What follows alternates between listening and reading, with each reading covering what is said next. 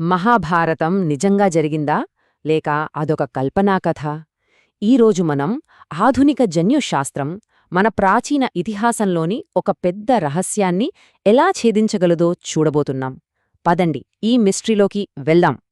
Okay, ముందుగా ఒక పెద్ద ప్రశ్నతో మొదలుపెడదాం. సుమారు 7000 సంవత్సరాల క్రితం మానవ చరిత్రలో ఏదో వింత జరిగింది. పురుషుల వంశ పారంపర్యంలో చాలా వరకు అకస్మాత్తుగా జెనెటిక్ రికార్డుల నుంచి మాయమయ్యాయి. సింపుల్గా చెప్పాలంటే చాలా పురుష వంశాలు అంతరించిపోయాయన్నమాట. ఇంత పెద్ద విపత్తుకు కారణం ఏమై ఉంటుంది? ఈ మిస్టరీకి సమాధానం ఎక్కడో లేదు, మన డిఎన్ఏలోనే ఉంది. అసలు మన జీన్స్ లోతుల్లోకి వెళ్లి చూస్తే ఈ ప్రాచీన రహస్యమేంటో మనకే తెలుస్తుంది. ఈ రహస్యానికి తాళం చెవి వై క్రోమోజోమ్. దీన్ని సింపుల్గా ఒక జెనెటిక్ సిగ్నేచర్లా ఊహించుకోవచ్చు. అంటే ఇది తండ్రి నుంచి కొడుక్కి మాత్రమే పాసవుతూ వస్తుంది. అలా వేల ఏళ్లుగా మగవాళ్ల వంశచరిత్ర మొత్తాన్ని రికార్డ్ చేస్తూ వస్తోందనమాట. అయితే అసలు ఆశ్చర్యం ఇక్కడే ఉంది.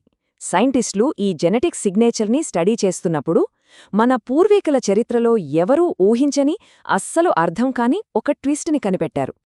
ఇప్పుడు ఈ చార్ట్ చూడండి. ఆ షాకింగ్ విషయం ఏంటో ఇక్కడ క్లియర్గా కనిపిస్తోంది. సుమారు 7100 ఏళ్ల క్రితం వరకు మగవాళ్ల వంశాల్లో మంచి జెనెటిక్ డైవర్సిటీ ఉండేది. కానీ సడన్గా జస్ట్ 100 ఏళ్లలోనే, అంటే 7000 ఏళ్ల క్రితం వచ్చేసరికి ఆ డైవర్సిటీ మొత్తం ఒక్కసారిగా పడిపోయింది. అది కూడా ఏదో చిన్న తగ్గుదల కాదు. మనం మాట్లాడుకుంటున్నది ఏకంగా 80% డ్రాప్ గురించి. అంటే సింపుల్గా చెప్పాలంటే ప్రతి 5 మగ వంశాల్లో 4 వంశాలు ఉన్నట్టుండి మాయమైపోయాయన్నమాట. ఇది ఊహించుకోవడానికే కష్టంగా ఉంది కదా. ఇక్కడే అసలు ప్రశ్న మొదలవుతుంది. అసలు ఆడవాళ్ల జెనెటిక్ లైన్కి పెద్దగా ఏమీ కాకుండా కేవలం మగవాళ్లనే టార్గెట్ చేసి ఇంత పెద్ద ఎత్తున నాశనం చేసిన ఆ విపత్తు ఏమై ఉంటుంది? మరి ఈ జెనెటిక్ మిస్టరీకి ఆన్సర్ ల్యాబ్లో కాకుండా మన ప్రాచీన గ్రంథాల్లో దొరుకుతుందేమో. ఇప్పుడు మన దృష్టిని ప్రపంచంలోనే గొప్ప ఇతిహాసాల్లో ఒకటైన మహాభారతం వైపు మళ్లిద్దాం. అది కేవలం ఒక కథ లేక చరిత్రకు సంబంధించిన ఆధారమా? మనందరికీ మహాభారతం తెలుసు. మన సంస్కృతికి అది ఒక మూల స్తంభం లాంటిది. అదొక రాజ్యం కోసం అన్నదమ్ముల మధ్య జరిగిన పెద్ద యుద్ధం కథ. కురుక్షేత్రంలో జరిగిన ఈ యుద్ధంలో లక్షల మంది యోధులు పాల్గొన్నారు. అయితే అసలైన పాయింట్ ఇక్కడే ఉంది. ఈ ఇతిహాసం నిజంగా జరిగిన ఒక చారిత్రక సంఘటనకు సాక్ష్యమా? మన జెనెటిక్ మిస్టరీని సాల్వ్ చేసే కీ బహుశా ఇదేనేమో. ఇక్కడ నుంచే కథ చాలా ఇంట్రెస్టింగ్గా మారుతుంది. ఒకవైపు సైన్స్, మరోవైపు మన గ్రంథాలు. ఈ రెండింటినీ కలిపి చూస్తే ఏం జరుగుతుందో చూద్దాం. ఈ టైంలైన్ చూస్తే ఈ థియరీ మొత్తం అర్థమైతోంది. ఇదే దీనికి గుండెకాయలాంటిది. ఒకవైపు చూస్తే జెనెటిక్ డేటా ప్రకారం సుమారు 7000 ఏళ్ల క్రితం మగవాళ్ల జనాభాలో భారీ పతనం కనిపిస్తోంది. మరోవైపు ఈ ఎనాలిసిస్ ప్రకారం మహాభారత యుద్ధం కూడా సరిగ్గా అదే టైంలో జరిగిందని తెలుస్తోంది. మరి ఈ రెండు సంఘటనలు ఒకే టైంలో జరగడం కేవలం యాదృచ్ఛికమంటారా?